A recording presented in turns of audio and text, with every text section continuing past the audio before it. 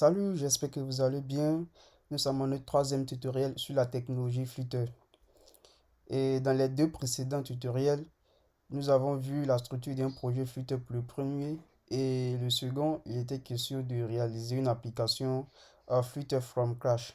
Et aujourd'hui, nous allons voir la différence entre les widgets là, sans état, qui sont dit stateless widgets, et les widgets avec état, qui sont dit stateful widgets. Pour construire n'importe quelle application Flutter, vous allez créer des classes de widgets. Les classes de widgets sont classées en deux catégories de widgets que nous venons de citer, c'est-à-dire des widgets avec état, dit stateful widget, et des widgets sans état, dit stateless widget. Avant de voir les différences entre les widgets avec état et les widgets sans état, posons-nous cette question: qu'est-ce que l'état d'un widget? L'état d'un widget est stocké dans un objet de type state, séparant l'état du widget de son apparence. Ne te fais pas, j'expliquerai cela plus en détail afin que tu comprennes. L'état, cet état-là, il est constitué des valeurs qui peuvent changer. Lorsque l'état d'un widget change, l'objet l'objet state fait appel à la fonction setState pour dire au framework Flutter de reconstruire le widget sur notre écran. Il est très important de le savoir pour la suite. J'ai préparé deux fichiers dans le dossier Scream. Le premier fichier représente un widget avec état et le second un widget sans état. J'ai préparé ces deux fichiers afin d'éviter que ce tutoriel soit assez long. Commençons par voir les widgets sans état, dit stateless widget. Un stateless widget ne peut pas changer son état lors de l'exécution de votre application Flutter. Cela signifie qu'un stateless widget ne peut pas se redessiner à l'écran de votre application lors de son exécution. Et pour cette raison-là, l'état de ce widget et son apparence restent inchangés pendant le cycle de vie de ce widget. Donc là, je vous présente la structure basique pour créer un widget sans état. Pour créer un widget sans état, tu hérites de la classe stateless widget et ensuite tu vas réécrire la méthode build. Donc là, j'ai créé un exemple de widget que je vais simuler et nous allons voir ensemble à quoi ressemble ce widget.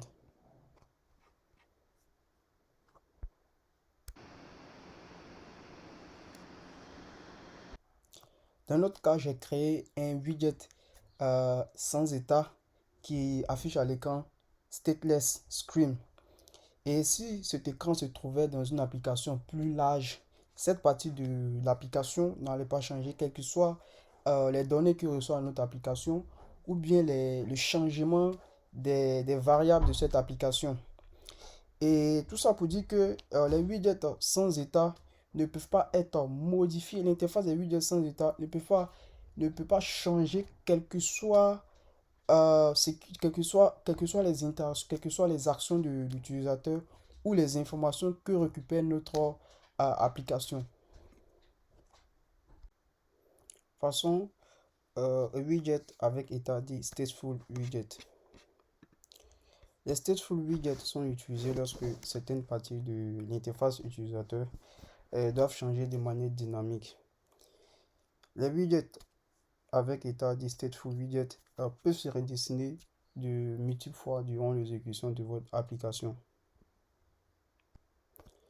Les stateful widgets ont la propriété de changer d'état et d'apparence en réponse à des événements déclenchés par les interactions de l'utilisateur ou la réception de données.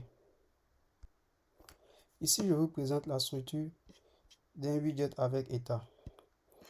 Pour créer un widget avec état, tu hérites de la classe stateful_widget et ensuite tu vas réécrire la méthode createState qui va retourner un state. La classe qui hérite des stateful est immutable, mais celle qui hérite des state est mutable et change lors de l'exécution de votre application lorsque l'utilisateur interagit avec lui. Donc nous allons simuler notre stateful widget pour voir à quoi ressemble ce widget. On va modifier le point d'entrée de notre application ici. Lancer. Donc voici à quoi ressemble notre stateful widget. Il s'agit d'un bouton like. Et là, je vais vous expliquer la subtilité qu'il y a entre apparence et l'état du widget. Je vais opérer une modification à ce niveau et faire un print log, faire un print is like. Je fais apparaître un terminal, je relance, je vais recharger. Ok.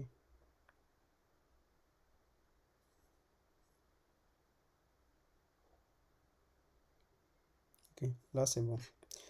Donc, qu'est-ce que je viens de faire? Ici, j'ai supprimé volontairement la fonction qui dit à Flutter de reconstruire l'interface de ce widget. Donc, lorsque j'appuie sur like, on voit bien like prend la valeur true false, mais rien ne se passe à l'écran. Qu'est-ce qui se passe? L'état de ce widget change, mais son apparence ne change pas, puisque nous n'avons pas indiqué à Flutter de changer l'apparence lorsque l'état va changer. Pour le faire, on fait appel à la méthode setState. Donc je vais remettre la méthode setState.